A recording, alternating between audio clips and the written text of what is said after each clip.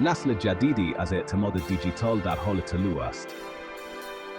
دنیا در حال تغییر است. ما از اینترنت اطلاعات به اینترنت ارزش در حال حرکت هستیم. فناوری بلاکچین محرک این تغییر است و به ما این امکان را می‌دهد که در دنیای دیجیتال اعتماد ایجاد کنیم. هدر هشگراف نسل بعدی فناوری بلاکچین را نشان می‌دهد. این فناوری سریع‌تر، امن‌تر و کارآمدتر از بلاکچین‌های سنتی است. این فناوری جدید پتانسیل متحول کردن بسیاری از صنایع را دارد.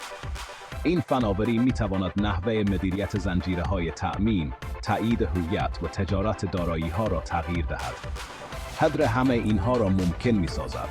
هدر با رویکرد نوآورانه خود راه را برای آینده‌ای هموار می‌کند که در آن اعتماد در تار و پود دنیای دیجیتال تنیده شده است. این قدرت هشگراف است. هدر هشگراف یک بلاکچین سنتی نیست. از فناوری متفاوتی به نام گراف جهتدار غیرمدور یا به اختصار DAG استفاده می‌کنند. این به هدر اجازه می‌دهد تراکنش‌ها را بسیار سریع‌تر پردازش کند. بلاکچین‌های سنتی می‌توانند کند و گران باشند، اما هدر این مشکلات را حل می‌کند. این فناوری می‌تواند هزاران تراکنش را در ثانیه پردازش کند. کارمزد تراکنش‌ها نیز بسیار پایین است. امنیت در دنیای بلاکچین بسیار مهم است. هدر از یک مکانیسم اجماع جدید به نام Gossip About Gossip استفاده می‌کند که هدر را فوق‌العاده امن می‌کند. در برابر بسیاری از حملات رایج مقاوم است. ترکیب سرعت، امنیت و هزینه کم، هدر را به یک فناوری انقلابی تبدیل کرده است. کسب و کارها و توسعه دهندگان می‌توانند با اطمینان خاطر برنامه‌های کاربردی قدرتمند بسازند و مستقر کنند. توکو پلتفرمی است که بر روی هدر هشگراف ساخته شده است. این پلتفرم ایجاد و مدیریت دارایی‌های دیجیتال را آسان می‌کند.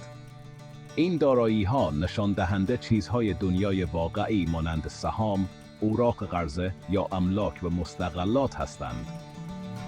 توکن سازی دارایی‌ها پتانسیل واقعی آنها را آزاد می‌کند. این کار آنها را نقدشونده‌تر، قابل تقسیم‌تر و در دسترستر می‌کند.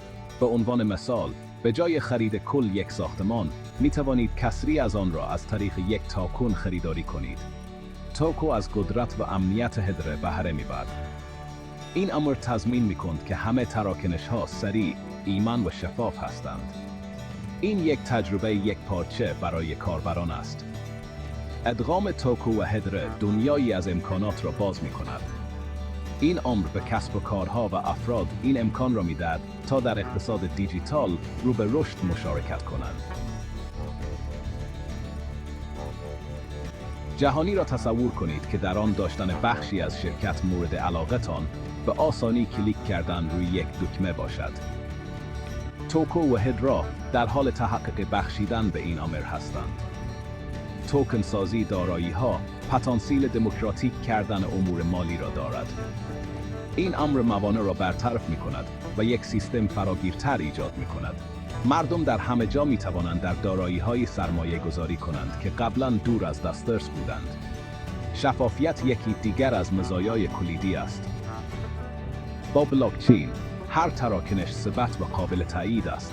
این امر اعتماد و پاسخگویی را افزایش می‌دهد. آینده مالکیت دیجیتال است. توکو و هدر راهبری این حرکت را بر عهده دارند و نسل جدیدی از آزادی مالی و نوآوری را تقویت می‌کنند.